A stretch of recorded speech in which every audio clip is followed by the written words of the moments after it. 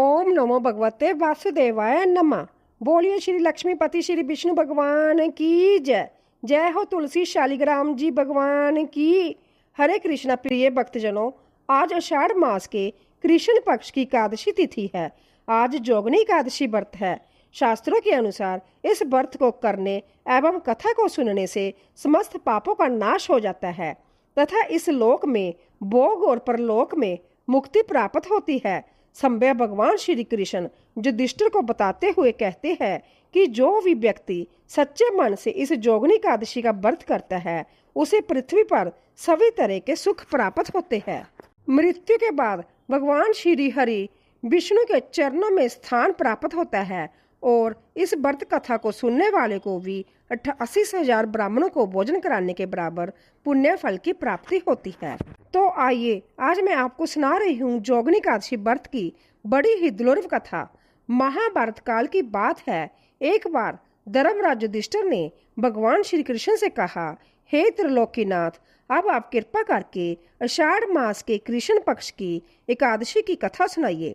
इस एकादशी का नाम और महात्म्य क्या है, सो अब आप मुझे विस्तार पूर्वक बताइए। श्री कृष्ण भगवान ने कहा, हे पांडव पुत्र, आषाढ़ मास के कृष्ण पक्ष की एकादशी का नाम जोगनी एकादशी है और इसके व्रत से सभी पाप नष्ट हो जाते हैं। यह व्रत इस लोक में भोग तथा परलोक में मुक्ति देने वाला होता है। हे धर्मराज, यह एकादशी तीनों लोकों में प्रसिद्ध है। तुम्हें मैं प्राणों में कही हुई कथा सुनाता हूँ, ध्यान पूर्वक श्रवण करो। कवेर नामक का एक राजा अलकापुरी नाम की नगरी में राज्य करता था। वह शिव भक्त था। उसका हेममाली नामक एक यक्ष सेवक था जो पूजा के लिए फूल लाया करता था। हेममाली विशालाक्षी नाम की एक अति सुंदर स्त्री थी। एक दिन वह मानसरोवर से पुष्प लेकर आया, किंतु काम आसक्त होने के कारण पुष्प को रखकर अपनी स्त्री के साथ रमण करने लगा। इस भोग विलास में दोपहर हो गई। हेममाली की राह देखते देखते जब राजा कवेर को दोपहर हो गई तो उन्होंने क्रोध पूर्वक अपने सेवकों को आज्ञा दी कि तुम लोग जाकर पता लगाओ कि हेममाली अभी तक पुष्प लेकर क्यों नहीं आया। जब सेवकों ने उसका पता लगाया तो राजा के पास जाकर बताया कि हे राजन, वह हेममाली अपनी स्त्री के साथ रमण कर रहा है। इस बात को सुनकर राजा कुबेर ने हेममाली को बुलाने की आज्ञा दी। डर से कांपता हुआ हेममाली राजा के सामने उपस्थित हुआ। उसे देखकर कुबेर को अंततः ही क्रोध आया और उसके होंठ फड़फड़ाने लगे। तब राजा ने कहा, तूने मेरे परम पूज्य देवों के देव भी देव भगवान शिव जी का अपमान किया है। मैं तुझे श्राप देता हूँ कि तू स्त्री के वियोग में तड़फे और मृत्यु लोक में जाकर कोड़ी का जीवन व्यतीत करे। कुबेर के श्राप से वह उसी क्षण स्वर्ग से पृथ्वी पर आ गिरा और कोड़ी हो गया। उसकी स्त्री भी उससे बिछड़ गई। मृत्यु लोक में आकर उसने अनेक भयंकर कष्ट भोगे, किंतु शिव की कृपा से उसकी बुद्धि मलिन नहीं हुई और उसे पूर्व जन्म की सुध भी रही। अनेक कष्टों को भोगता हुआ तथा अपने पूर्व जन्म के कुकर्मों को याद करता हुआ वह हिमालय पर्वत की तरफ चल पड़ा। चलते चलते वह मार्कंडेय ऋषि के आश्रम में जा पहुंचा। वह ऋषि अंतत वृद्ध तपस्वी थे। वह दूसरे ब्रह्मा के समान प्रतीत हो रहे थे और उनका वह आश्रम ब्रह्मा के सभा के समान शोभा दे रहा था। ऋषि को देखकर हेममाली वहां गया और उन्हें प्रणाम करके उनके चरणों में गिर पड़ा। हेममाली को देखकर मार्कंडेय ऋषि ने कहा, तूने कौन से निकृष्ट कर्म किए हैं जिससे तू कोढ़ी हुआ और भयानक कष्ट भोग रहा है। महर्षि की बात सुनकर हेममाली बोला, हे मुनि श्रेष्ठ, मैं कुबेर का अनुचर था। मेरा नाम हेममाली है। मैं प्रतिदिन मानसरोवर से फूल लाकर शिव पूजा के समय कुबेर को दिया करता था। एक दिन पत्नी सहवास के सुख में फंस जाने के कारण मुझे समय का ज्ञान ही नहीं रहा और दोपहर तक पुष्प ना पहुंच सका। तब उन्होंने मुझे श्राप दे दिया कि तू अपनी स्त्री का वियोग और मृत्यु लोक में जाकर कोढ़ी बनकर दुख भोग। इस कारण मैं कोढ़ी हूँ और पृथ्वी पर आकर भयंकर कष्ट भोग रहा हूँ। अंत्य कृपा करके आप कोई ऐसा उपाय बताइए जिससे मेरी मुक्ति हो।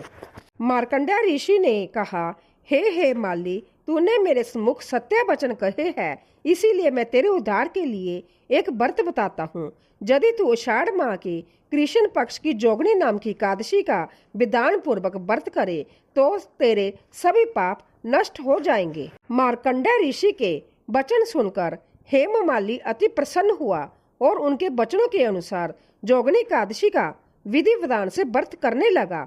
इस व्रत के प्रभाव से वह अपने पुराने स्वरूप में आ गया और अपनी स्त्री के साथ सुखपूर्वक रहने लगा। भगवान श्री कृष्ण ने कहा, हे राजन, इस जोगनी एकादशी की कथा का फल 88,000 ब्राह्मणों को भोजन कराने के बराबर है। इसके व्रत से सभी पाप नष्ट हो जाते हैं और अंत में मोक्ष प्राप्त करके प्राणी स्वर्ग का अधिकारी बनता है। तो प्रेम से बोलिए, लक्ष्मीपति श्री विष्णु भगवान की जय। ओम नमो भगवते वासुदेवाय नमः। प्रिय भक्तजनों, इस एकादशी व्रत को संपूर्ण करने के लिए आइए अब सुनते हैं धन, यश, वैभव और सभी प्रकार की मनोकामना को पूर्ण करने वाली जोगनी एकादशी के दिन सुनी जाने वाली बड़ी ही दुर्लभ सभी मनोकामना को पूर्ण करने वाली कथा। यह एकादशी व्रत का प्रभाव ही था कि पुराने समय में एक निर्दयी कुष्ठ रोगी बेहलिया ने गंगा जी में एकादशी के दिन स्नान करके तुलसी वृक्ष की पूजा की थी। इसके बाद बेहलिया ने इस तिथि को तुलसी के पौधे का पूजन कर व्रत कथा का श्रवण किया था और वह रोग मुक्त तथा पाप मुक्त हो गया था। इसी संदर्भ में यह कथा है। प्राचीन काल में काशीपुरी में एक देवदत्त नामक ब्राह्मण हुआ था। उसकी मालती नामक एक पापनी पुत्री थी। उसका विवाह सत्यशील नामक एक बड़े विद्वान ब्राह्मण के साथ किया गया, परंतु वह रूप यौवन युक्ता स्त्री कभी भी पति को प्रिय ना हुई। वह अपने पति से प्रेम ना करती, वह उससे सदा द्वेष करती थी। वह अपने पति पर क्रोध करके उसे वशीभूत करने की इच्छा से पतित स्त्रियों के बताए अनुसार अपने पति को दास के समान वश में करने के लिए वशीकरण की औषधियां लेने हेतु एक जोगनी के मंदिर में जाकर जोगनी को प्रसन्न करने लगी। वह दुराचारी स्त्री बहुत ही शीघ्र उस कुटिया में जा पहुंची, जो बहुत लंबी चौड़ी और कांतिमान थी। वह जोगनी के आने की बात में रुद्राक्ष की माला जप रही थी। इस प्रकार उसकी प्रार्थना करने पर जोगनी ने प्रसन्न होकर उसे पति को वश में करने वाले मंत्र बताए। तब उस स्त्री ने नमस्कार कर सूर्य की कांति के समान प्रकाशमान हीरे से जड़ित अपनी अंगूठी जोगनी को दे दी, जिससे प्रसन्न होकर जोगनी ने उसके हृदय का वृत्तांत जाना। उस मालती नामक स्त्री को वशीकरण चूर्ण देकर कहा कि इस चूर्ण को अपने पति को किसी भी चीज में मिलाकर खिला देना। ऐसा करने से तेरा पति तेरे वश में होकर किसी के पास नहीं जाएगा तथा तेरे दुष्ट चरित्रों को देखकर भी कुछ नहीं कहेगा। तब उस स्त्री ने घर आकर संध्या के समय वह चूर्ण दूध में मिलाकर अपने पति को दे दिया। उस चूर्ण के पीने से उसे क्षय रोग हो गया, जिससे वह दिनों दिन क्षीण होने लगा तथा उसके गोहवा स्थान में गाव होने से कीड़े पड़ गए। पति की ऐसी दशा हो जाने पर वह दुष्ट स्त्री अपनी इच्छा पूर्वक विचरने लगी। उसका पति गांव की पीड़ा से व्याकुल होकर त्राही त्राही पुकारने लगा और बोला, हे शोभने, मैं तेरा दास हूँ, तुम्हारी शरण में हूँ, मेरी रक्षा कर। मैं पर स्त्री की इच्छा नहीं करता हूँ। पति की ऐसी बात सुनकर वह घबरा गई और पति के जीवन से मेरा सुहाग बना रहे, ऐसा विचार कर जोगनी के पास फिर से गई और उससे सब बातें कही। तब उसने पहली औषधि के प्रभाव को शांत करने के लिए दूसरी औषधि दी। उसका सेवन करते ही उसके पति का रोग ठीक हो गया। वह सदैव घर में ही रहता था और उसके वश में भी हो गया था। तब उस स्त्री के पास सभी जातियों के व्यभिचारी मनुष्य घर के काम के बहाने से आने लगे। उस पाप के कारण उसके शरीर में भयानक प्राणनाशक फोड़े पड़ गए, जिन्होंने उसकी नाक, जीभ और दोनों कानों में छेद कर दिए। उसके स्तन कट गए और उंगलियों के सिरे विकृत हो गए। वह कुष्ठ रोगी हो गई। अंत में उसने शरीर त्याग दिया और नरक में चली गई। 15,000 वर्षों तक ताम्र बांड नामक नरक में जलने के बाद वह 100 जन्मों तक बार बार कुत्ते की जोनी में पड़कर घर घर घूमती रही। इसके बाद सौराष्ट्र देश में पद्म बंधु नामक ब्राह्मण की दासी के घर कुतिया बनी। उसके कान टूटे फूटे और पूंछ कटी हुई थी और सिर में कीड़े पड़े हुए थे। इस प्रकार उस जन्म में भी वह अनेक क्लेशों को सहन करती रही। देवयोग से जब कर्म फल पूरा हो गया तो एकादशी के दिन पद्म बंधु का पुत्र नदी में स्नान करके पवित्र होकर गीले वस्त्रों से घर आया। वहां तुलसी स्तंभ के पास उसने अपने चरण धोए। उसी स्तंभ के नीचे वह कुतिया भी सो रही थी। सूर्य उदय के पहले वह कुतिया उन चरणों के धोए हुए जल में लौट गई, जिससे उसके सभी अशुभ कर्म तत्काल नष्ट हो गए और पूर्व जन्म की याद भी आ गई। तब वह अपने पूर्व जन्म में किए कर्मों को सोच सोच कर ताप से व्याकुल होकर त्राही त्राही करने लगी। वह ब्याह से व्याकुल होकर उस मुनि पुत्र से अपने पूर्व जन्म के किए कर्मों की ताम्र बांडव नामक नरक में पड़ने की और 100 वर्षों तक कुतिया की जोलनी में रहकर कष्ट भोगने की कथा का वर्णन करते हुए कहने लगी कि हे ब्राह्मण पुत्र, अब मैं तुम्हारे सम्मुख खड़ी हूँ। हे ब्राह्मण, मैं बड़ी दुराचारणी और खोटी हूँ, इसीलिए चैत्र माह के कृष्ण पक्ष की एकादशी के दिन तुलसी की छांव में तथा आपके चरणों की दोन से मुझे अपने पूर्व जन्मों की याद आ गई। अंते आप अपने पुण्य को मुझे देकर मेरा उद्धार करो। मैं दीन और व्याकुल हूँ, तुम मेरी रक्षा करो। मैं आपको नमस्कार करती हूँ। ऐसे वचन सुनकर वह मुनि पुत्र कुतिया से बोला, हे कुतिया, अपने किए हुए कर्मों के सुख दुख रूपी फलों को प्राणी भोगते ही है, तो दुराचारणी शूद्र क्या करेगी। मुनि पुत्र के ऐसे कहने पर कुतिया अंततः दुखी होकर चित्कार करने लगी और अपने पिता से कहने लगी, हे पद्म बंधु, मैं तुम्हारे द्वार पर पड़ी हूँ। मैं कुतिया हूँ। मैं तुम्हारे द्वारा दी गई रोटी को नित्य खाती हूँ। तुम मेरी रक्षा करो। गृहस्थ महात्माओं के घर पर जो जीव पड़े रहते हैं, उनका उद्धार करना उनका आवश्यक कर्तव्य है। ऐसा न करने से वह भगवान के कोप से अपने सर्वस्व को नष्ट कर अंत में नरकगामी होते हैं। ऐसा वेद वेदांतों का मत है। यह कर्म कर्तव्य है। तुम दयालु हो, अंत्या मुझ दुष्ट बुद्धि का उद्धार करो। दुखी कुतिया के ऐसे वाक्य सुनकर पद्म बंधु शीघ्र ही घर से बाहर आए और कुतिया से पूछने लगे, क्या बात है। तब वहां पर खड़े हुए मुनि पुत्र ने सब कथा का वर्णन किया। अपने पुत्र के वचन सुनकर वह आश्चर्यचकित होकर बोले, मेरा पुत्र होकर भी तूने ये क्या किया। हे पुत्र, साधु को ऐसे वाक्य कहना अनुचित है। देखो, चंद्रमा, सूर्य, पवन, पृथ्वी, अग्नि, जल, चंदन और महात्मा लोग सभी परोपकार में स्थिर है। दधीची ने देवताओं के उपकार के लिए दैत्य को महाबली जानकर अपनी हड्डी भी निकाल कर दे दी। राजा शिवी ने कबूतर के बदले अपना मांस काट कर दे दिया था और जीमूत वाहन नामक राजा ने भी महात्मा गरुड़ के लिए अपना जीवन दे दिया था। विद्वान ब्राह्मण तो सदा दया ही करते हैं। जैसे मेघ शुभ तथा अशुभ दोनों ही जगहों पर बराबर पानी बरसाता है तथा चंद्रमा चंडाल के घर में भी प्रकाश करता है, उसी प्रकार बार बार प्रार्थना करती हुई इस कुतिया के दुखों को मैं अपने पुण्य के प्रभाव से दूर करूंगा।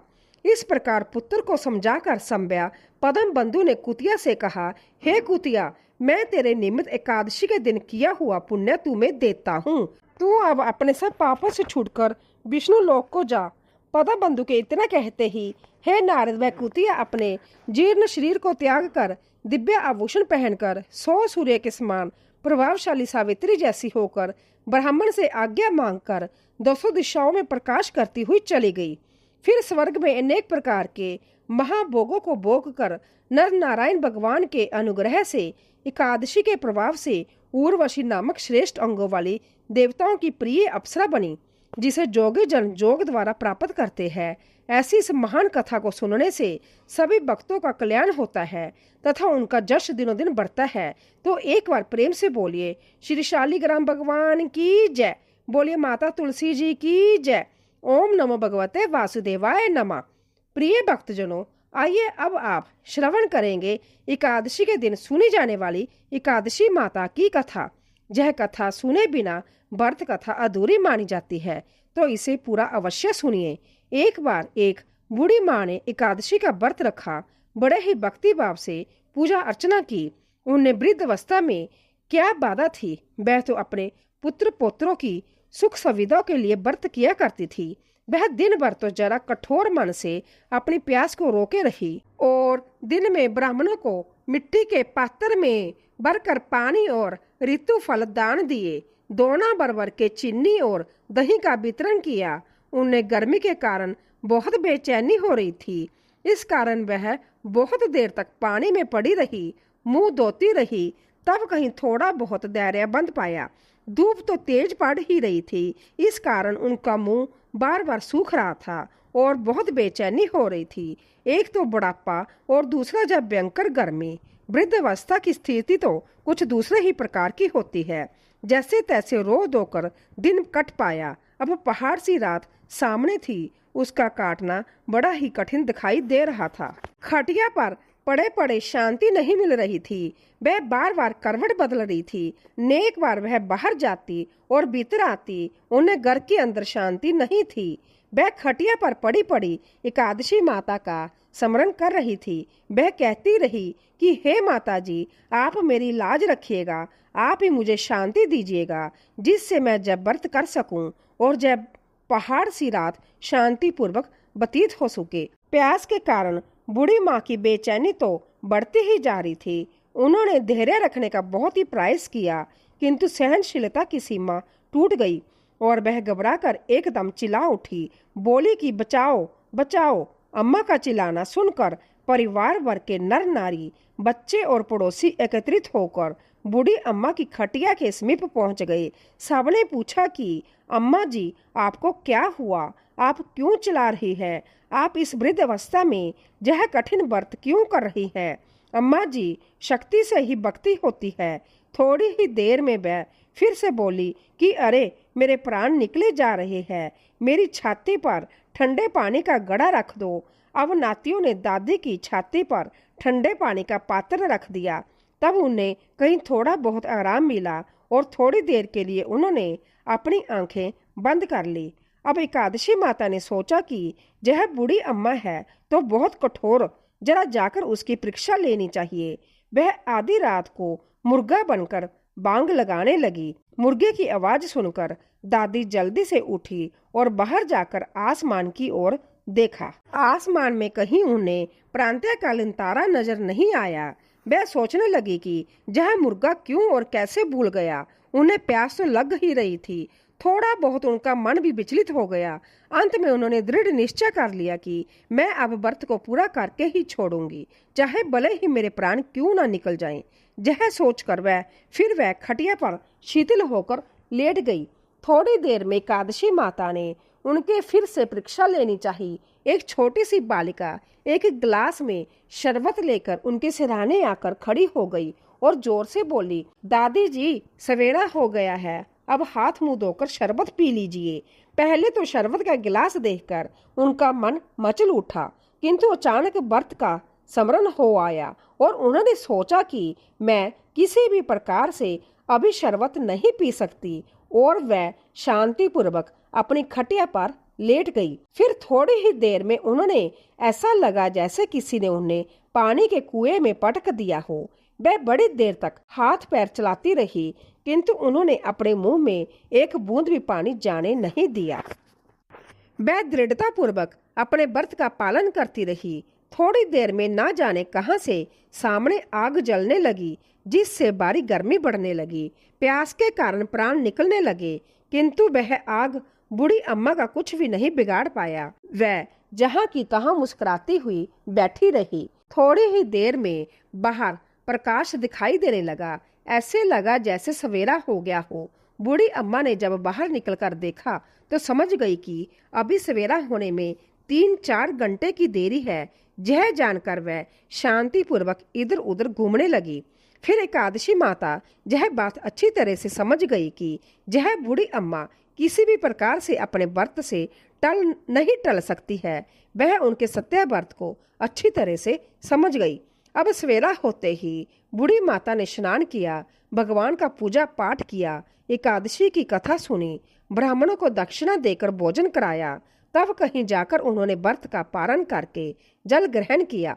कन्याओं को भोज कराने के बाद अम्मा ने संध्या भोजन किया उस श्रेष्ठ व्रत के प्रभाव से बूढ़ी अम्मा की आयु में वृद्धि हो गई। उनका घर परिवार हरा भरा हो गया। अब उनको कोई अभाव नहीं रहा। वह हर तरह से सुख साधनों से संपन्न हो गई। नाती नातिन से उनका घर भर गया और वह इसी तरह से 12 महीनों की एकादशी का व्रत करने लगी। एकादशी माता के व्रत के प्रताप से इस संसार में हर प्रकार के सुख भोग कर अंत में वह बैकुंठ धाम को चली गई। जैसे एकादशी माता ने बूढ़ी माता और उनके परिवार को हरा भरा किया, ऐसे ही एकादशी माता हम सभी की मनोकामनाओं को पूर्ण करे। बोलिए श्री लक्ष्मी नारायण भगवान की जय।